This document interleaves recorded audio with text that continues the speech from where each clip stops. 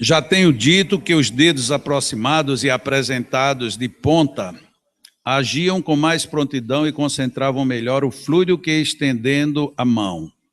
Aquilo que a gente falou ontem, ele era visivelmente digital. Há outro procedimento cuja ação é muito mais forte e que se emprega com êxito nas dores locais e nas obstruções. Coloca-se um pano de linho em várias dobras ou um pedaço de lã ou de algodão sobre a parte doente. Aplica-se a boca em cima e se faz passar o hálito através dele.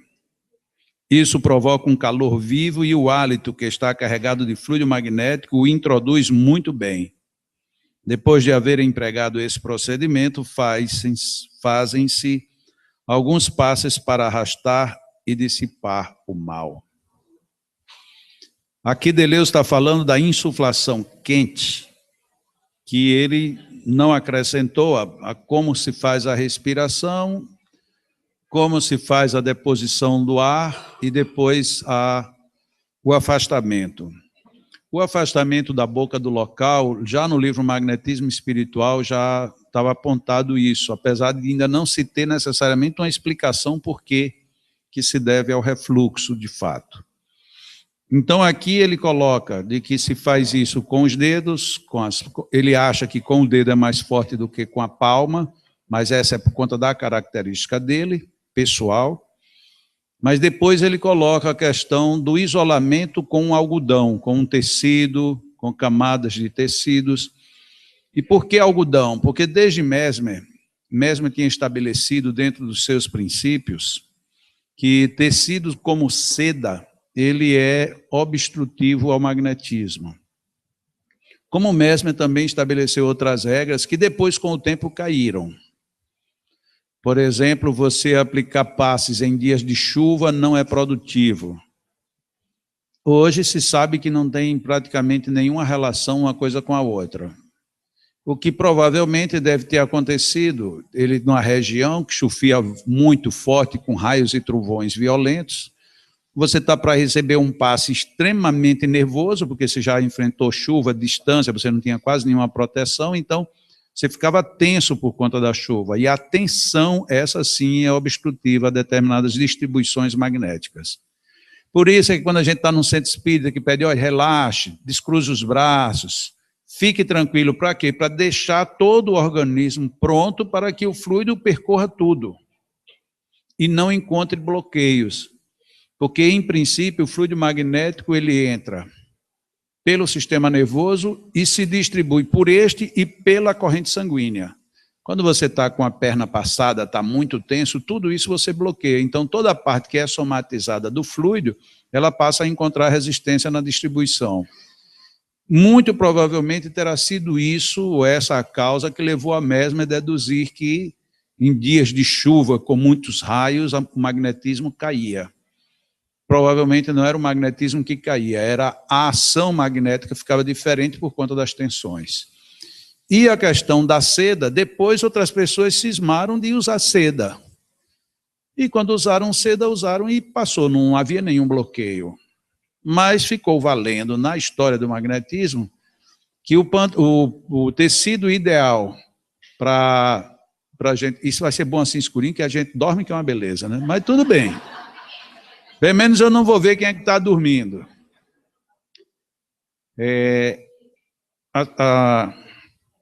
O algodão, ele era um tecido muito mais favorável para o caso de evitar o toque direto na superfície que você está fazendo a magnetização. Por exemplo, alguém com câncer de mama. Óbvio que Tá, beleza, obrigado. A magnetização de sopro numa mama com câncer é muito mais eficiente, mas o nível de inconveniente vai lá em cima. Então, era muito... Já pensou você num centro espírita cheio de gente pura como nós temos? Você dizer para a pessoa, olha, eu vou colocar aqui um paninho que eu vou dar um sopro na sua mama, é meio complicado. Ou então um câncer de próstata, né?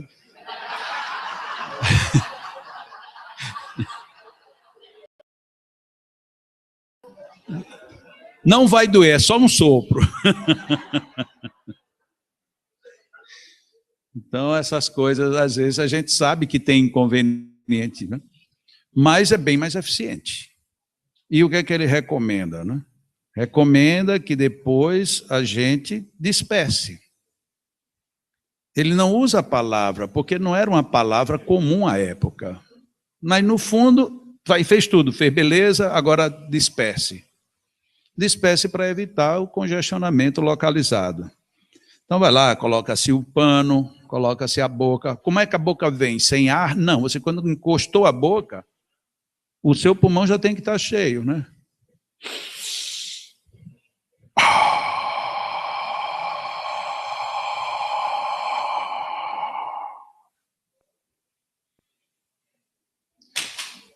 Começou.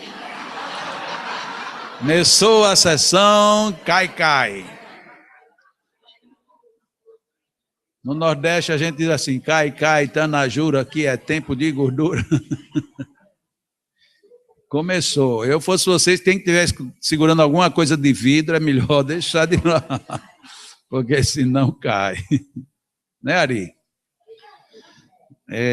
Eu disse assim, eu vou citar aqui só o nome de uma pessoa, porque eu não queria, tem tantas pessoas aqui que se eu for citar eu vou me trair. Mas teve uma pessoa que chegou para mim e disse, Jacob, mas você se esquece que eu fui a Natal, fiz o curso lá. Eu digo, pois é, então tá bom, Mônica, desculpa eu ter esquecido seu nome. Mônica foi daqui do Rio de Janeiro, fez o curso, já foi de novo, também está atrás, e está aqui, né? E ainda queria saber onde é que eu vou fazer um curso de tato magnético, que ela também está disposta. Como quem diz assim, Vilma foi porque ela não soube, eu não fui porque ninguém me disse, né? Não, Moniquinha? Então tem pessoas assim, tem gente disposta a ir para aprender. Então a insuflação quente, ela tem várias funções, mas a gente percebe aqui na narrativa dele que não é necessariamente para tirar a dor, ele já está indo objetivamente no foco. Então ele mirou o foco, isso aqui é um problema, vou tratar o problema e vou usar os dispersivos agora já de uma forma para também trabalhar a dor. Magnetizadores, cada um tem de uma certa forma uma certa especialidade. A minha não é necessariamente dor, eu não sou um bom magnetizador para dor. Mas tem casos em que você não tem jeito, você tem que trabalhar a dor. Teve um caso que ficou bem marcado na minha memória, de uma pessoa, também não foi no Brasil, e o rapaz, ele estava numa situação muito crítica. Ele tinha aparecido nele, um pouco acima do ânus, tinha aparecido uma ferida, e essa ferida foi penetrando, e ele foi a um hospital lá nos Estados Unidos, e foi feito primeiro uma espécie de curetagem, todo o tratamento, e um rapaz ali com seus 22, 23 anos. E daqui a pouco aquilo infeccionou e piorou, teve que voltar ao hospital, tiveram que fazer uma nova cirurgia local, voltou e teve uma terceira recidiva. Só que na terceira recidiva, ele estava indo para um lugar que já era perigoso, já começando a pôr em risco a vida outra vez. E o pior de tudo, com um nível de dor insuportável. E ele me apareceu nessa situação, genro de uma amiga que eu tenho lá, e ela disse, Jacó, eu não tenho mais o que fazer. Nem mandar de volta para o Brasil não tem condições, porque ele não tem condições de nada. E quando ele senta, ele fica todo torto. Ele fica procurando até ele encontrar uma posição. E aí eu digo, tá bom, então amanhã a gente vem aqui, deixa eu ver, menos eu ver o que é. E eu fiz lá um tratamento com ele, e naquele dia o pessoal do centro onde eu estava disse assim, a gente pode assistir até para a gente depois comentar o caso, e aí ficou eu e 8 passistas ao redor, né?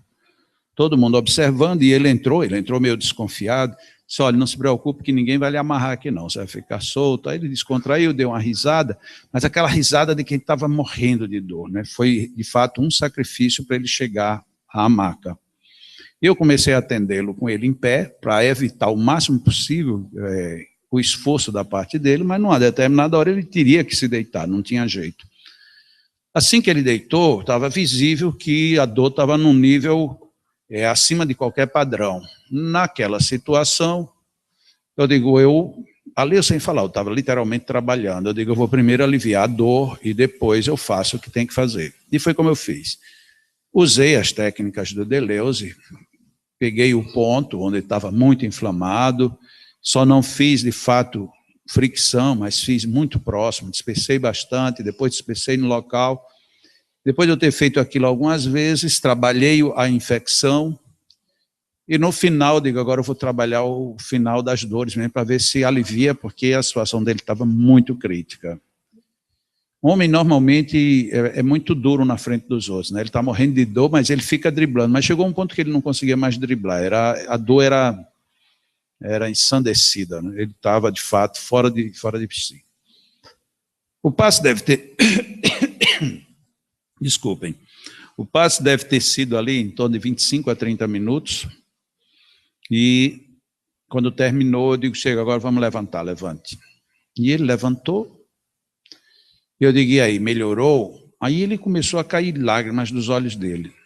Eu digo, nossa, o negócio está russo. E aí ele chegou, fez assim para mim, disse, olha só isso aqui. E aí começou a se beliscar nas nádegas, mas se beliscando mesmo. Eu digo, o que é isso? Ele disse, olha, eu não estou sentindo nada. Eu digo, como, está dormente? Ele disse, não tem mais dor. E ele saiu dali, foi lá para fora, eu fiquei com os magnetizadores, e do lado de fora ele se abraçou com a mulher e a nora, a sogra no caso, e os três ficaram lá em prantos de alegria, de felicidade. Eu digo, olha, não está curado o problema dele não, está começado. Não, mas ele não faz muito tempo que ele não deita, não dorme, porque não aguenta de dor.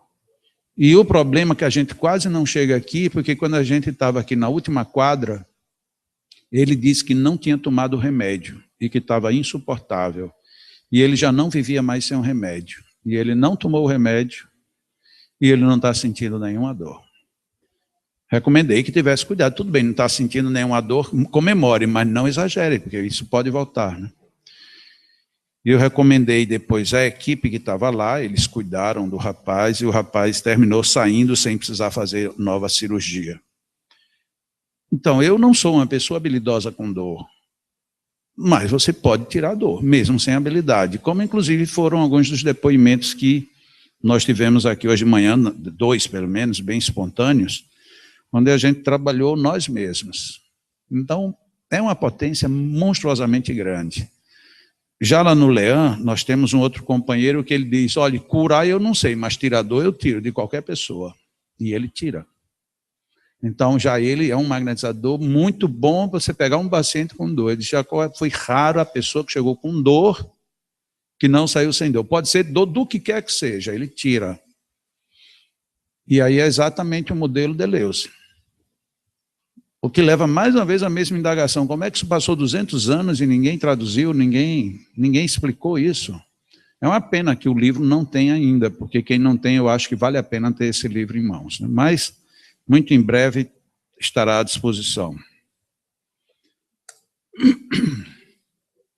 A manipulação palmar, com a mão aberta, e distante, portanto, na zona calmante, é um procedimento geralmente empregado para acalmar.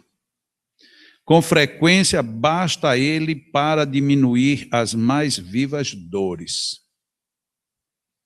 Que coisa curiosa, ele falou até agora para a gente trabalhar apenas na zona ativante. De repente, ele mesmo vem dizer que ele, que era digital, quando ele trabalhava na zona calmante palmar, que não é a sua maior exuberância magnética, ele conseguia também fazer diminuir as dores. Os dedos reunidos em ponta concentram a ação sobre a parte para onde se dirigem. E houve um pressuposto, inclusive no livro Passe eu coloquei isso, de que haviam alguns magnetizadores, na época quando eu coloquei no Passe, eu não tinha raciocinado o porquê. Que alguns superconcentrados que você faz pontuais com dedos, você, em vez de dispersar movimentando, você fazia como que se tentando arquear os dedos para trás, e esse centro da palma da mão atrairia e dispersaria. Só depois foi que eu vim perceber que quem orientou isso foi Deleuze, mas ele fazia isso sendo a característica dele de digital e de palmar pouco eficiente. E aí a gente raciocina, bom, se toda a minha exuberância é digital, e se eu estou longe, eu posso então, em vez de doar, eu posso atrair, e como sai tudo pelos dígitos, se espraiam. Isso é que é o fantástico do magnetismo, é a gente entender, ter uma certa lucidez, porque se você pega só a regra e não entender o princípio, na hora que a regra falhar, você não tem saída. Então, na hora que a regra falhar, você tem outra hipótese. Então, para ele não sabia que havia diferença entre ser muito digital ou muito palmar. Tem pessoas que têm os dois simultaneamente. Quem tem simultaneamente e quiser dispersar desse jeito, está perdido. Não vai dispersar, vai concentrar. Quem é palmar, fizer isso aqui à distância, vai concentrar. Pode arquear os dedos o quanto queiram. Mas se você for tipicamente digital, se você fizer isso à distância, você provavelmente conseguirá dispersar sem movimento. Porque aí, em vez de você ser um polo emissor, você passa a ser um polo de atração e com dispersão pelos dígitos. Estão entendendo a lógica? Isso é que é o interessante da gente ler. Nós estamos lendo um livro de 200 anos. Funcionou. Mas deixa eu entender como é que funcionou, porque isso está contrário com o que foi dito lá para trás. É aí onde um bom leitor faz a diferença, a boa leitura. É você ler e dizer, peraí, calma, tem alguma coisa estranha. Se tem estranho, primeira hipótese, erro de tradução. Segunda hipótese, deu certo nele, por que está errado? Então vamos ver, mas ele tem falado sempre dígitos, aquele já começou a manipulação palmar. Ele apontou uma coisa diferente para ele. Para mim, ele está apontando o meu natural, eu sou palmar. Se eu fizer isso, o que ele diz, chegar numa dor e fizer isso à distância e esperar que isso dissipe, não vai dissipar. Como é que vai funcionar comigo? Eu ponho aqui a distância e depois disperso a distância. O procedimento continua sendo o mesmo. Perfeito? Certo é que por meio dos procedimentos convenientes, e não só por sua vontade, é que se desaloja uma dor. Opa, Deleuze colocou em xeque aqui aquilo que os meios querem dizer. Técnica não funciona de nada. Os procedimentos convenientes, e não apenas só por sua vontade. Então, a minha vontade é determinante, mas eu tenho que ter um procedimento correto.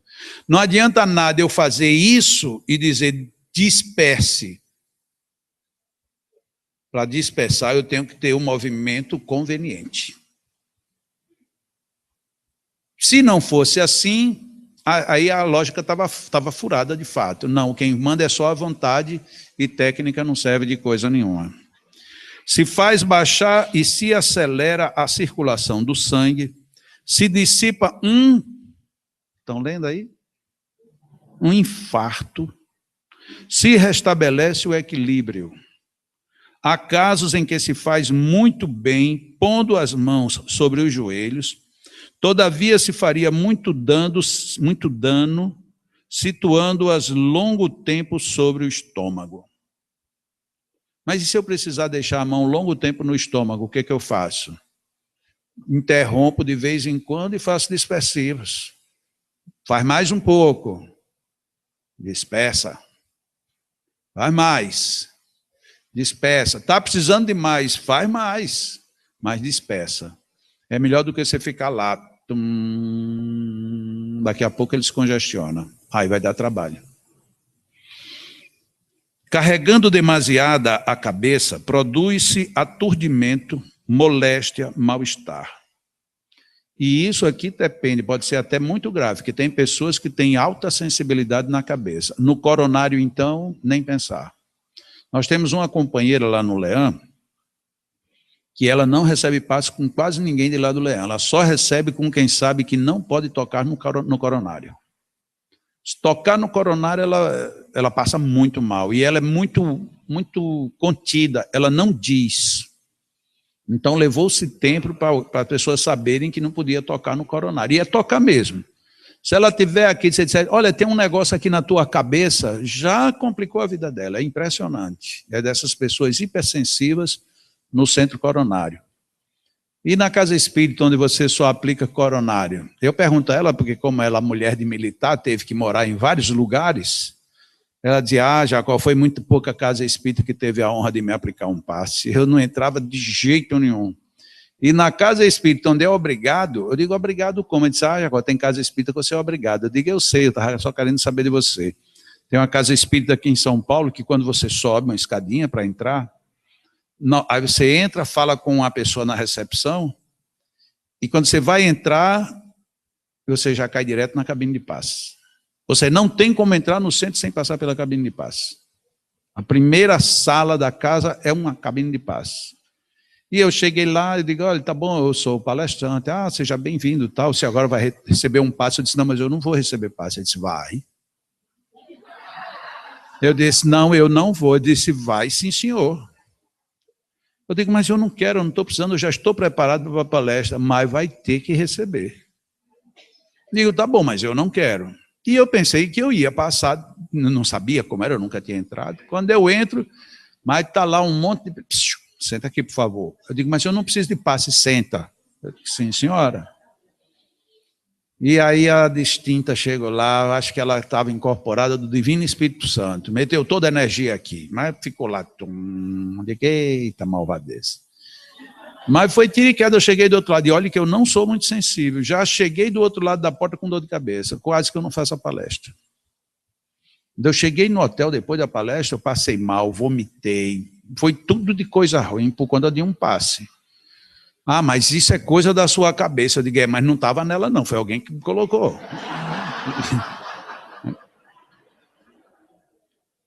Então tem todo tipo, tem centros espíritas que é assim, quando você termina, inclusive tem uma casa espírita que eu amo a casa, amo todo mundo de lá, mas toda vida que chega na hora do espaço eu fico olhando, ainda bem que eu sou palestrante, estou aqui em cima.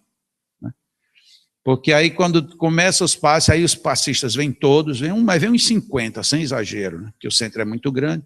Aí ele sai assim, fica um coordenador aqui, manda você ir para cá, e vai um para cá, e vem outro de lá para cá. Aí depois vão para a fila seguinte, e não tem chance não, se você estiver sentado ali, e vamos que vamos. Só que a maioria aplica dispersivo, mas eu fico olhando, né, já que ninguém mandou eu fechar os olhos, eu fico olhando. Mas, de vez em quando, tem uns que chegam, surtam, né? Chega aqui com algumas pessoas, aí... Digo, nossa senhora, Senhor Jesus Cristo, alivia, porque o negócio é brabo. E a pessoa geme ali, eu digo, meu... E isso é porque, como na frente de todo mundo, imagina se fosse numa cabine. Mas a maioria lá fica dispersando, e faz uns dispersos, mas cada um faz do seu jeito. É um negócio... É como diz a música, né? Não sei o que lá, Matata, do Rei Leão. É bonito de ver, Hakuna Matata, mas é lindo de ver. Você olha ali, mas é cada um de um jeito. É bonito de ver, é uma felicidade. É para não dizerem que eu só falo grosseiro. De vez em quando eu brinco também. Né? Há casos em que se faz muito bem, aqui eu já tinha colocado, e no final, né, dispersar os fluidos pelas extremidades para desembaraçar dele o que está demasiado carregado. Vejam que é exatamente o mesmo procedimento. O Deleuze, ele trouxe o mesmo procedimento. Ele tinha uma lógica, é tanto que ele usa uma expressão, você pode fazer tudo, desde que não quebre o princípio. Ele colocava também no plural, os princípios. Porque os princípios são, qualquer caso, saia pelas extremidades, saia por determinados pontos, nunca faça de baixo para cima. Quando o negócio estiver em convulsão, use uma mão pela frente e outra por trás.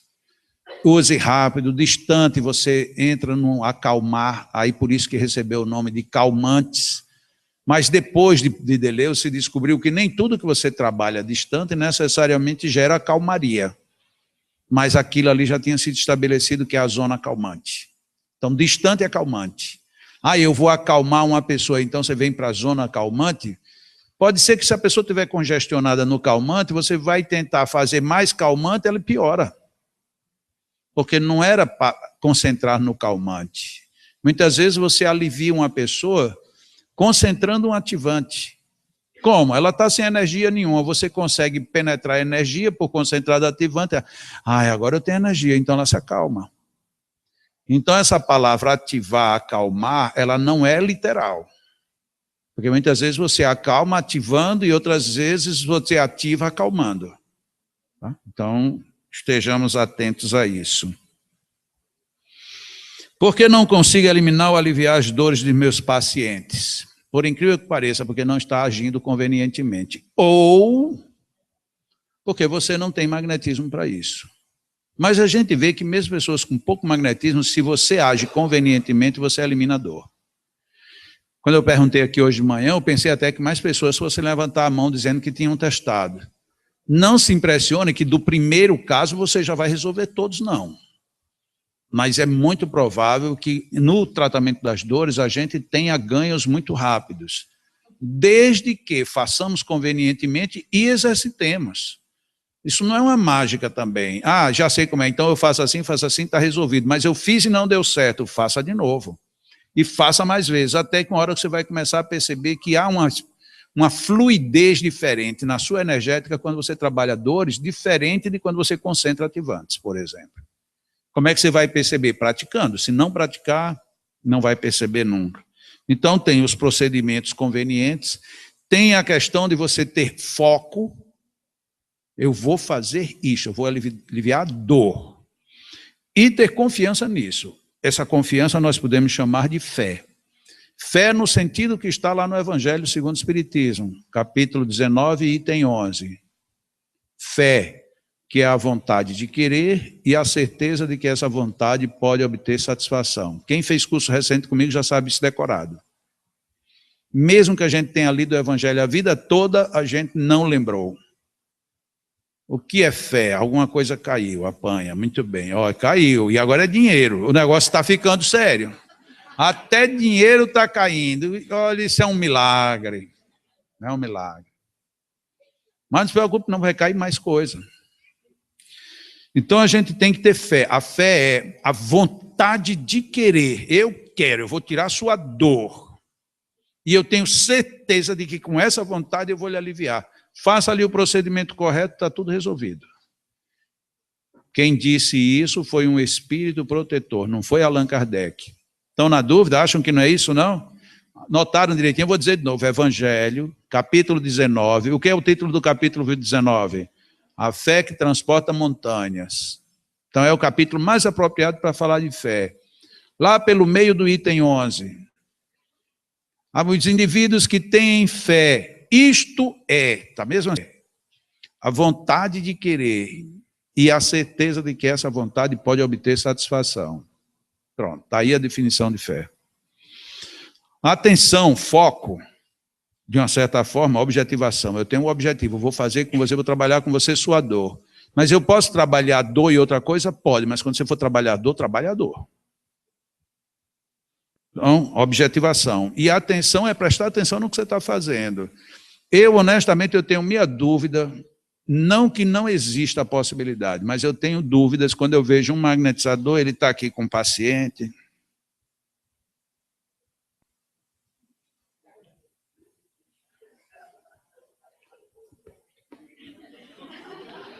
Quer dizer, a sua ação aqui está em dúvida. O que está funcionando aqui é apenas uma circulação magnética que existe.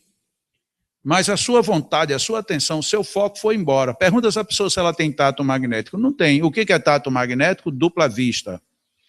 Dupla vista foi a tradução mais comum, mas o literal em francês, sabe como é que Allan Kardec chamou? Segunda vista, que dá um outro sentido. O que a gente chama de dupla vista, inclusive eu sou condicionado a isso, porque eu sempre li dupla vista, no original francês é segunda vista.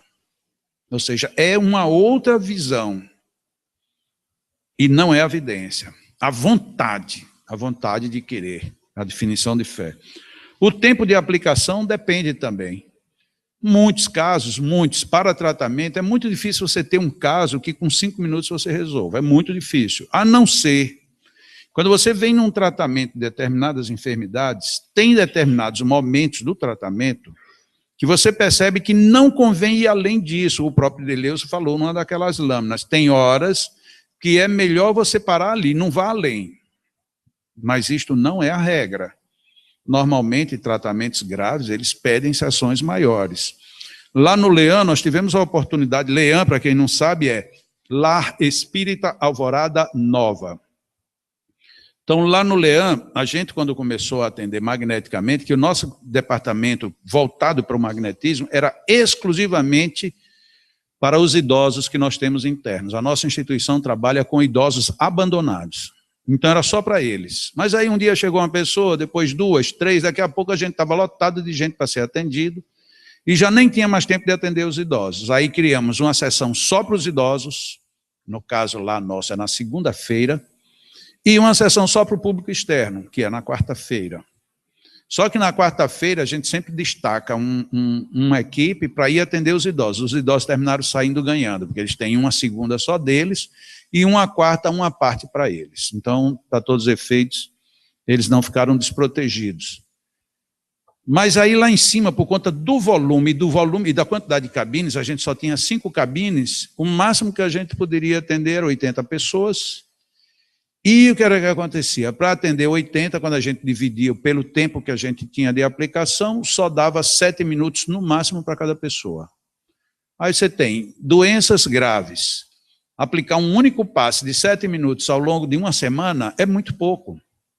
Quando a gente construiu o auditório grande e colocamos as cabines, fizemos agora cabines espaçosas, com todas as melhores condições que a gente programou, a gente dividiu os passes em 2 grupos. Como não dá para atender todo mundo com tempo livre, então a gente tem os casos mais graves são atendidos com tempo livre.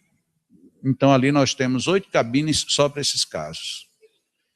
Então qual é o tempo que você aplica um passe? O tempo que for necessário. 20 minutos, 28, 32, 45, o que for necessário. Nessas cabines, nós temos, em média, de 35 atendimentos por semana. E o restante, porque no final a gente atende, em média, hoje, a 120, só que 120 é um número mínimo, porque não tem nunca menos de 120 atendimentos. Nas outras cabines, a gente tem um atendimento coletivo, como a gente chama, mas é coletivo, mas é individual. Onde cada paciente recebe, em média, 7 minutos. Por que 7? Porque era o que já tinha.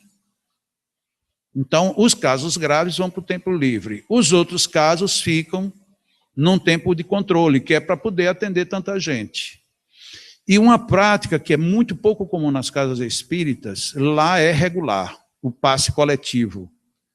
Não no final, mas antes da reunião. Quem já assistiu na internet alguma das palestras que eu chamo de mini palestra, a gente começa, quando eu estou em Natal, sou eu que falo ali entre 15 e 20 minutos, e depois os 10 ou 15 minutos que sobraram, a gente faz um condicionamento, assim, tipo uma reflexão, uma mentalização, com exercício de respiração. Essas alturas vêm todos os magnetizadores, ficam em torno do público, e num dado momento eu digo, agora nós vamos também receber o magnetismo dos nossos magnetizadores. E aí falo daquilo que me é colocado, do mundo espiritual, da presença deles, da energética de tudo, fundida agora com a energética também dos magnetizadores. E coloco o público para ficar aberto para receber e não ficar esperando. Você não espere o passe, não. Agora você vai receber. É você quem vai ter que atrair a energia. E o que acontece? Muita gente, depois do passe coletivo, já nem quer mais o passe, porque se sentem extremamente bem assistidas. Você mesmo absorve, você mesmo se ocupa de distribuir suas energias. Aqueles casos mais pontuais, mais graves são os que ficam para os outros atendimentos, coletivos ou individuais, mas esse coletivo é individualizado também, só que um é um tempo restrito, que a gente chama de magnético 2, só para diferenciar, e os outros da cabine com tempo livre a gente chama de magnético 1. Mas tudo é magnético. Tudo, absolutamente tudo. Então, nós temos um tempo de aplicação. Então, os casos mais graves, os passes são mais demorados. Os casos menos graves, e às vezes é difícil, porque às vezes tem um caso gravíssimo lá, mas não tem vaga aqui. Aí a gente espera uma vaga para fazer o trânsito. E aí as pessoas recebem uma água que é magnetizada por todos os magnetizadores, e depois, quando você entra na cabine, em todos os casos graves, você entra com a sua garrafa e também é magnetizada de novo. É uma magnetização específica. Então, nós temos se a gente entrar lá, às vezes eu penso até que aquilo é um absurdo. O que tem de garrafa d'água ali para magnetizar é um negócio monstruoso. Mas por que tem? Porque funciona. Porque são magnetizadas de verdade. Então, muitas vezes você está num tempo livre, está recebendo um passe ali de 30 e tantos minutos, e ainda tem mais uns 5, 7 minutos de magnetização da sua água. Então, sua água, essa está magnetizada. Quando eu cheguei aqui hoje de manhã, uma amiga disse assim, eu trouxe uma garrafa de água para você fluidificar. Eu digo, eu não fluidifico. Não, mas você não disse que ia fluidificar uma água para mim? Eu disse, eu não. Você disse, eu digo, de jeito nenhum. Mas você não vai fluidificar a minha água de jeito nenhum. Se você quiser que eu magnetize, eu posso até ver, mas agora fluidificar, ela já está fluidificada. E depois, por que a gente não elimina algumas dores? Porque a gente não procura de onde vem a dor, a gente quer só tratar a dor. O próprio Deleuze aqui colocou, né? Você está com a enxaqueca, mas de onde é que vem a enxaqueca? É para isso que existe o magnetismo. Você vai tirar a dor, belo, mas um dia você vai ter que fazer mais alguma coisa. Porque só tirar a dor não vai resolver. A vantagem de você, às vezes, tirar a dor é porque você dá um ânimo à pessoa, ela até se predispõe agora a uma terapia. Já pensou? Você não aceita isso de jeito nenhum. E, de repente, você agora... Nossa, mas como é que pode? Eu não acredito nisso. Eu estou até duvidando. A minha dor de cabeça, nossa, nunca passou. Aí você começa a bater, daqui a pouco começa a doer de novo. Ah, mas sim, mas batendo desse jeito, meu amigo, vai doer, né? Mas que tirou tua dor, tirou. Então, é um grande coadjuvante para a gente resolver. Nas dores de estômago, originadas por debilidade, veja como ele vai particularizando. Primeiro ele falou enxaqueca, dor de estômago. Agora, a dor de estômago, que é originada por debilidade, a aplicação da mão sobre ele, o estômago, produz um calor tônico e curativo. Se há irritação, não convém esse procedimento. Ou seja, ele entra nos detalhes também. Então, você está com um problema gástrico. Eu vou tratar fazendo um tipo de energização. No caso dele, fica visível que a referência dele era térmica. Era calor. E ele dizia, ele tinha calor tônico, calor neutro, calor úmido, calor seco. Para ele, cada uma coisa dessa queria dizer algo. Mas pode ser que você nunca na sua vida vá sentir um calor tônico. Você vai dizer, não, a pessoa, para mim, ela só fica curada quando eu sinto um gelo. Está errado? Não, está certo. É a sua sensibilidade, é a sua referência. Então, é mais uma outra coisa nas literaturas de magnetismo, é ter o cuidado se quem escreveu está escrevendo a sua experiência ou está escrevendo já como um contexto genérico. A maioria, a grande maioria, só conta a sua experiência particular. A doutora Bárbara Ambrena é um caso. A doutora Bárbara Ambrena, que é um dos nomes mais conhecidos mundialmente, ela diz assim, se você sentir isso, quer dizer aquilo. E ela esqueceu de dizer, se você tiver a mesma sensibilidade que eu. Se você tiver uma sensibilidade diferente da minha, já é outra coisa. Então, para mim é calor, para o outro é frio, para o outro é choque, para o outro é uma coceira num determinado ponto do corpo, e por aí vai. Cada um sente uma coisa diferente. Agora, se há irritação, ou seja, você está colocando uma energia, vamos tomar o calor, que ele chamou de irritação. Eu estou aqui, passei minha mão, senti que isso aqui está muito errado, está ruim, isso aqui está complicado. Eu vou e concentro. Depois que eu concentro, eu venho e sinto outra vez. Nossa, piorou. Piorou por quê? Ele chamou de irritação. Mas pode ser um outro tipo de calor, que para você significa o que ele chamou de irritação. Opa! Então, não é concentrado. Se eu fizer isso, vai piorar. O que eu faço? Despeço o que eu fiz e posso tentar agora no calmante. Só que é uma outra falha nossa. Normalmente a gente pensa ativante, calmante. Mas quando a gente olha lá no livro Passe, a gente vê que à medida que você vai afastando, vai diminuindo o ativante e vai começando o calmante.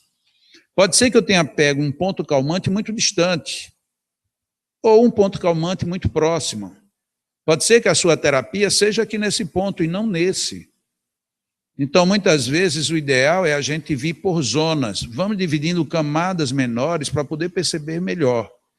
Aí a gente já começa a querer entender o sistema. Mas no começo a gente aprende ativante, calmante. E aí a gente se fecha em 2 pontos. E se estiver no meio, você perdeu. Você vai trabalhar muito mais, porque ou você vai trabalhar mais ativante até ele alcançar esse ponto, ou você vai ter que trabalhar muito calmante, que você poderia trabalhar muito menos se fosse no ponto ideal. Com o tempo, é lógico, com o tempo a gente vai tendo mais segurança, a gente vai chegando, mas é preciso ir com calma. E aí no final ele diz, em tal caso se deve operar à distância, pelos procedimentos mais calmantes. Então é isso que a prática mostra. Agora você dizer que técnica não é necessário, que tudo isso é brincadeira, não sei.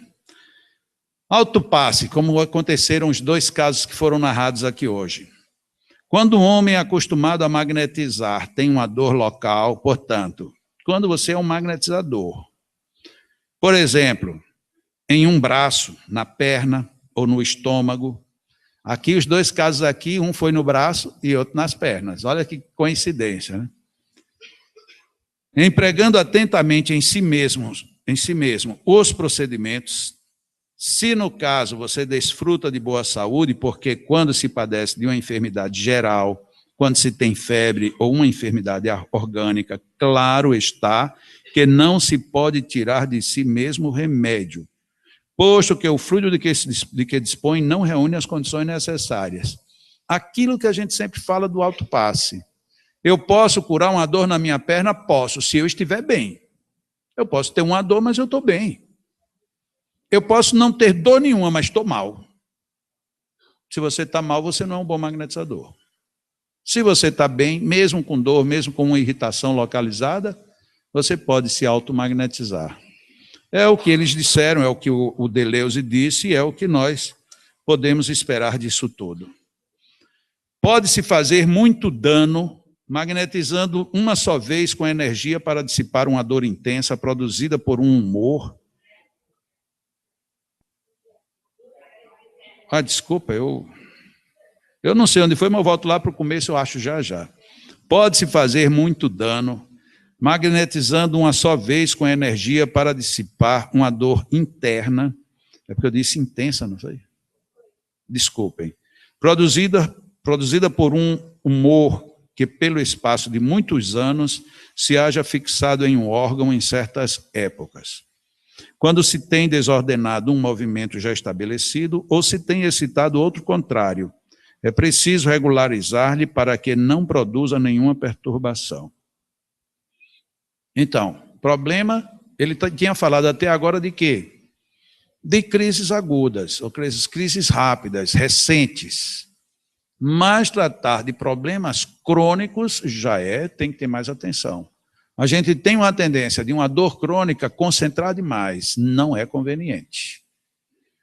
Prefira pensar assim, bom, naquele caso, com uma sessão eu resolvi, nesse daqui, talvez eu vá precisar de 4, 5, 10, porque aí você vai dando o tempo da natureza chegar aonde é que ela deve chegar.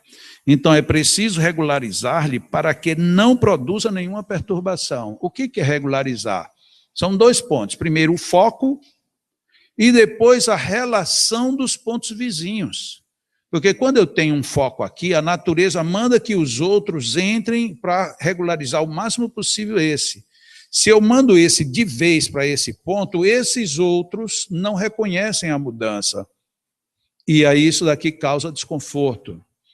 No livro Manual do Passista, eu ponho um esquema em que eu coloco apenas os centros de força e alguém que teria um problema hipotético num cardíaco.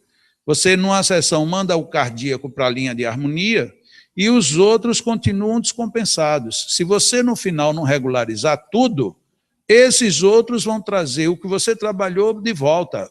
Se não para 100% de volta, mas vai trazer você para um novo ponto de perturbação. Isso é desconfortável.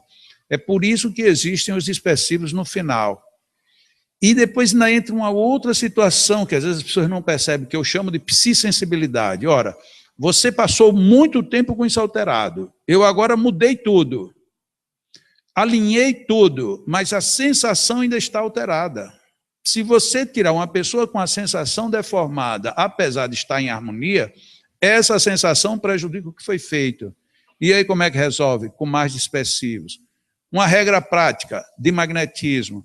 Você trabalhou um ponto crônico, coloque ele no lugar, alinhe todo mundo, por dispersivos. Na hora que você tiver a sensação, pronto, não precisa mais dispersivos, faça outro tanto em cima. Porque aí você move a psissensibilidade. E por que a gente não presta atenção nos dispersivos? Ou não prestava, né? Não sei. Frequentemente sucede que uma enfermidade muito grave, no fígado ou no baço, que sistema é esse? Fígado baço. Sistema esplênico. Frequentemente uma enfermidade muito grave no fígado ou no baço, ou em qualquer outra víscera do abdômen, não venha desacompanhada de dores nesses órgãos, porém, produz dores de cabeça ou oftálmicas, ou dores de ouvido, ou aparências de uma enfermidade no peito. Eu aqui vou fazer uma ressalva. Teve uma pessoa ontem que me perguntou e conversou comigo sobre um problema de uma criança, filha dela, bem criança mesmo, e que está com um prognóstico de que vai ficar cega. O que é que a gente faz? É karma. Não é assim que a gente faz? Não. Pelo contrário, vamos ver o que a gente pode fazer. E aí eu falei para ela, mas de chofre, olha, cuidado que problemas oftálmicos, se você não examinar a conexão fígado-olhos, você pode perder. Só que nós que não somos da área médica, e muito menos ainda da área médica tântrica, a gente não vê conexão entre o fígado e os olhos. Simplesmente você tem uma dor de olho ou no ouvido, você vai trabalhar o olho ou o ouvido. E aí fica uma terapia difícil, resistente, e você começa a desconfiar de que magnetismo não funciona. E de fato não funciona. Mas na hora que você coloca no sistema o fígado, modifica tudo. Do nada. Eu descobri isso por acaso. E vê como é o acaso. Acaso se chama falta de estudo. Como eu não tinha estudado, não era da minha área, eu sempre imagino, eu não fiz medicina, eu fiz engenharia. Se a pessoa estiver cheia de ferro por dentro, eu ainda me aventuro, mas sem ferro nenhum, eu não tenho. Vai fazer o quê? Não tem ferro, não tem concreto. E agora eu tenho que entender, infelizmente ou felizmente, tenho que entender. E aí, de repente, um dia eu estava falando num seminário e alguém me disse, você já viu medicina chinesa? Eu disse, vi algumas coisas eu vi. Ele disse, pois na medicina chinesa o fígado tem relação direta com o sistema visual.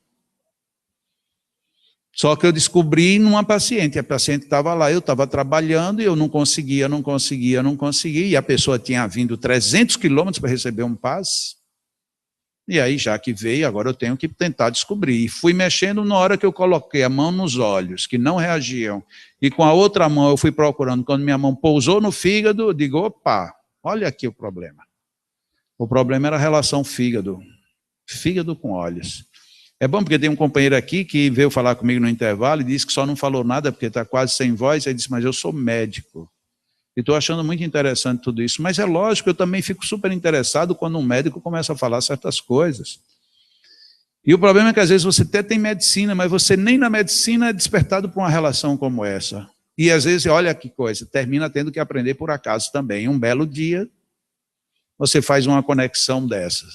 Por quê? Porque parece que medicina oriental é para os orientais, e medicina ocidental é dos ocidentais, e medicina de tal religião é só para ela. Parece até que Deus disse assim, não vou fazer um corpo só para aqui, um outro só para ali.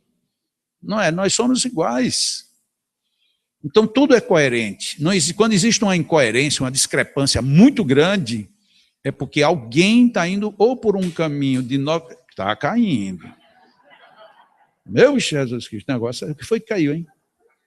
Foi sozinho, né? O negócio é sério, viu? Os espíritos batedores. Então, muitas vezes, quando estamos muito discordantes, é porque estamos em referenciais, às vezes, até diferentes. Por exemplo, isso aqui é uma câmera fotográfica. Vocês estão olhando e vocês não veem a tela. Porque a tela está do lado oposto. Se eu pedir aqui para vocês definirem isso, vocês, quem tiver visão, vai dizer que é uma Sony, uma Cybershot, um 16.1 megapixel e tal. E eu vou dizer, eu não estou dizendo nada disso, só sei que é uma Sony e que tem um monitor. O outro vai dizer, mas aqui não tem monitor.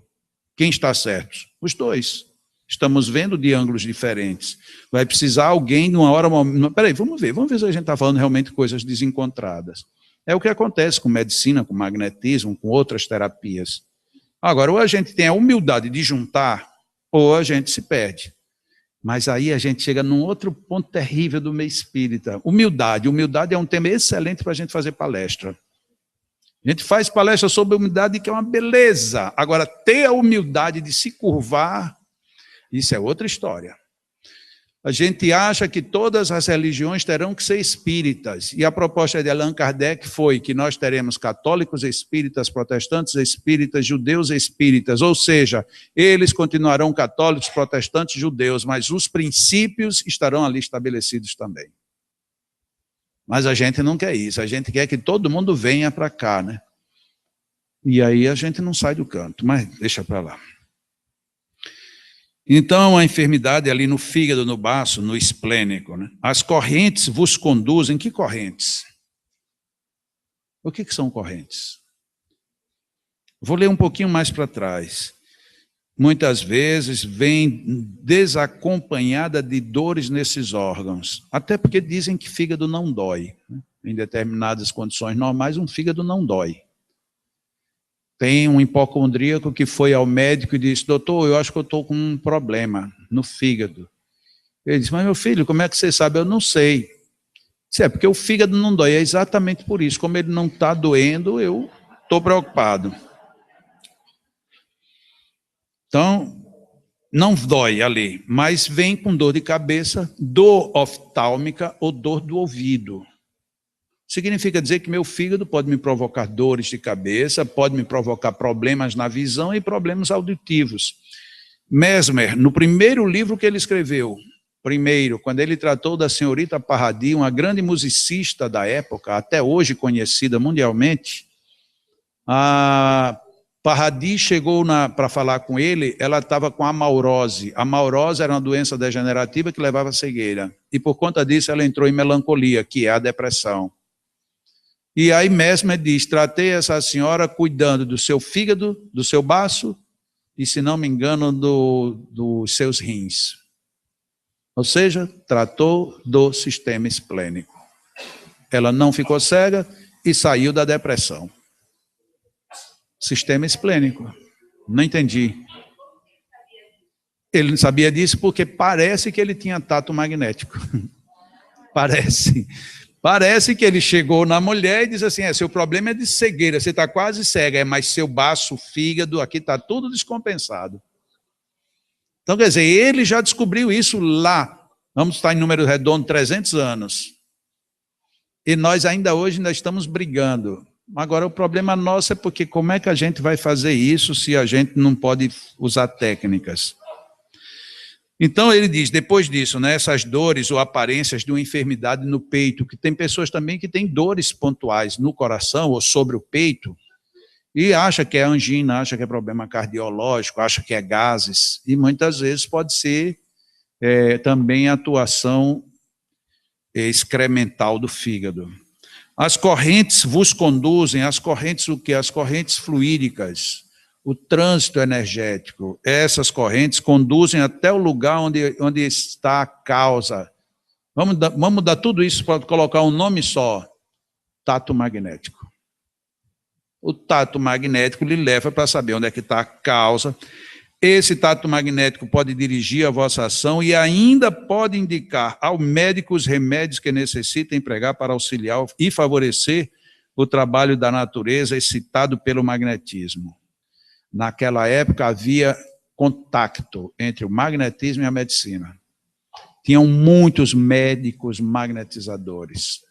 E era essa uma das propostas de Deleuze, que os médicos fossem magnetizadores. Mas foi por terra.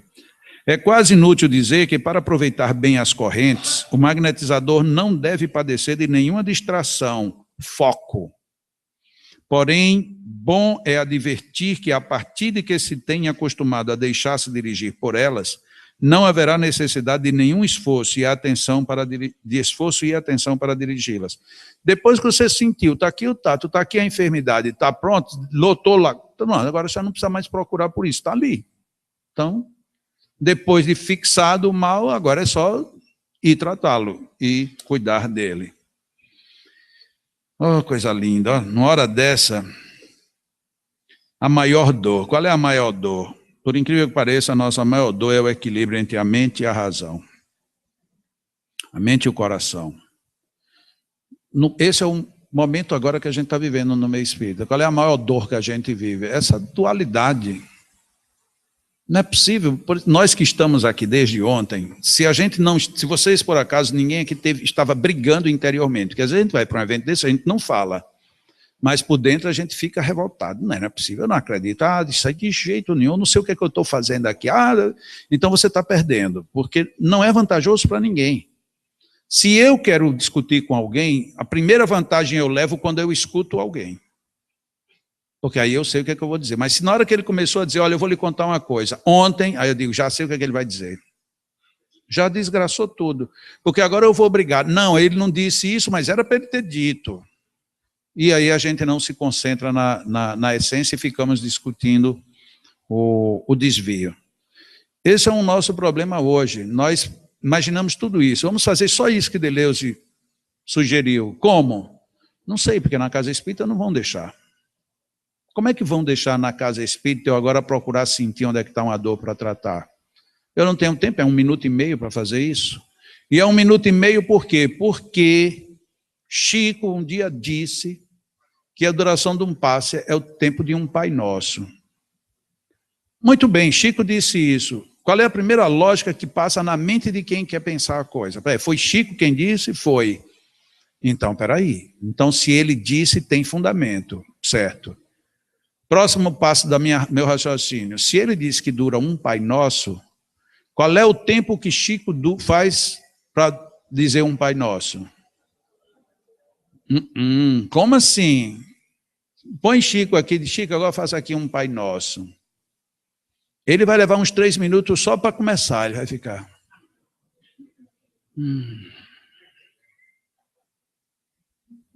Nisso o passe já começou. Pai Nosso. Pai Nosso que estás no céu. Aí ele vai até lá para ver se ele está lá mesmo. Ele vai conferir. Até chegar no santificado, seja o vosso nome, já passou uns 3 minutos aí, no mínimo. Quando ele chegar a perdoar as nossas dívidas, Senhor, eu tenho tantas. O senhor imagina que hoje de manhã, aí ele vai discutir com o senhor todas as... É porque ele não tem quase nenhuma. Quando termina o Pai Nosso dele, dá meia hora.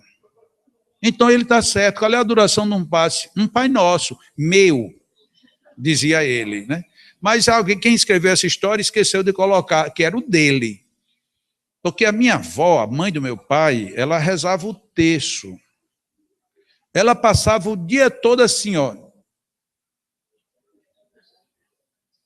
Não é exagero, não. Nessa velocidade aqui, eu dizia, vó, o que é isso? Meu filho, eu estou rezando o terço. Sim, mas e como é que a senhora reza? Meu filho, cada vez que eu faço isso é uma Ave Maria, se for essa bolinha pequena. Eu digo, mas vó, a gente está conversando. Pois é, a gente está conversando, mas eu estou aqui, ó, estou rezando. Eu digo, mas vó, dá tempo de fazer uma Ave Maria, e essa bolinha maior, que é um Pai Nosso, já foi, né? Aí eu digo, se eu pensar que é o tempo de um Pai Nosso da minha avó, eu vou estar na cabine assim, bom, pode passar, pode ir embora. Cada vez que eu levantar a mão, eu passar um. Não é um Pai Nosso, é um Pai Nosso de quem?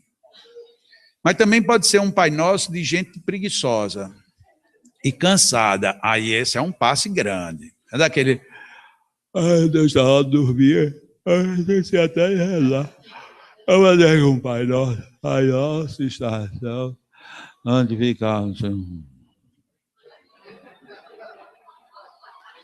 O Pai Nosso só vai continuar amanhã. Então, esse é um passe, né, poderoso. Então, de que Pai Nosso nós estamos falando? Mas a gente se apressa logo. Ah, é só um Pai Nosso, dá o quê? Dá 1 minuto, 1 minuto e meio. Eu digo, bom, o seu Pai Nosso, o meu não, o meu é maior, o meu é menor ainda do que isso. A nossa grande dor é essa discussão que a gente tem da gente com a gente mesmo, né? Nossa, eu vi isso tudo, agora Jacó deu um nó no meu juízo esse final de semana. E agora o que é que eu faço? É melhor deixar isso para lá. Dá um dispersivo geral, apaga tudo o que ele disse e tira a dor da briga interior. Mas nós precisamos brigar de outro jeito. Aqui tem um diálogo para a gente concluir essa parte expositiva, um diálogo do Barão de Potê, e ele se baseou em Deleuze, só que aqui no texto não tem isso tão explícito, mas foi baseado nele. Barão de Potê comentando sobre o que acontecia. Isto é estranho, inconcebível. Não é, senhores? Nós mesmos, nós nos acreditamos sob o império de um sonho. Todavia, a coisa é bastante real. O magnetismo está estrangulado, sufocado. A briga dele era com quem?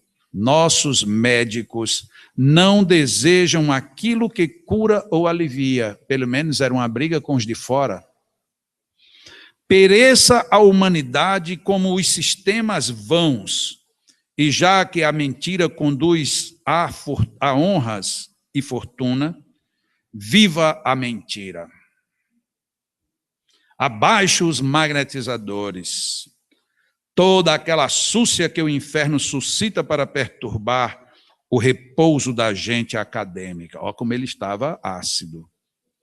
Sejam felizes, bravos e dignos acadêmicos, ao passo que alguns homens, seus irmãos, agonizam.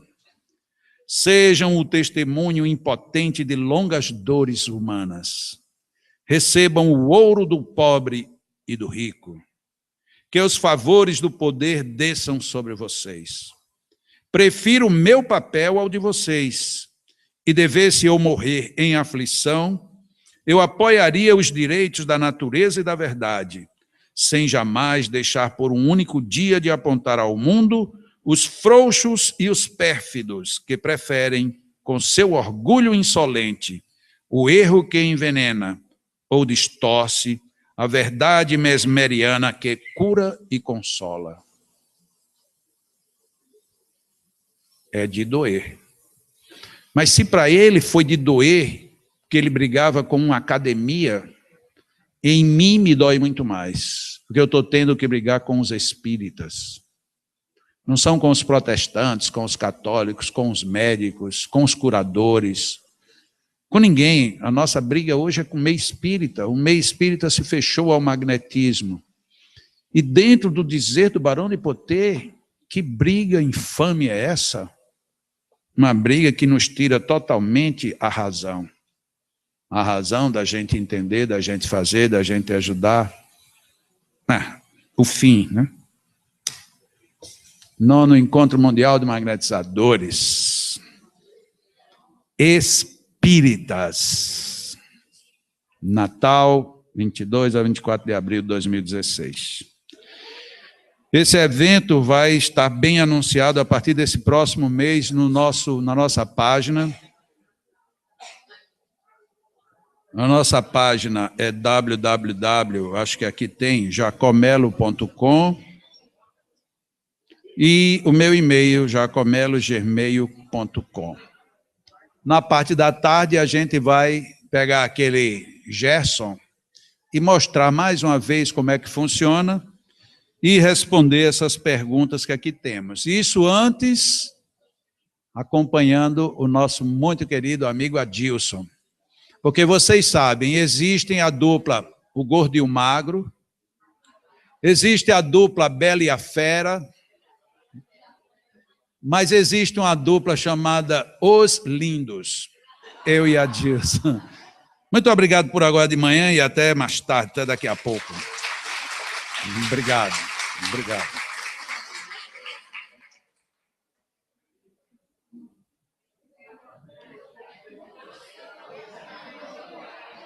Obrigado.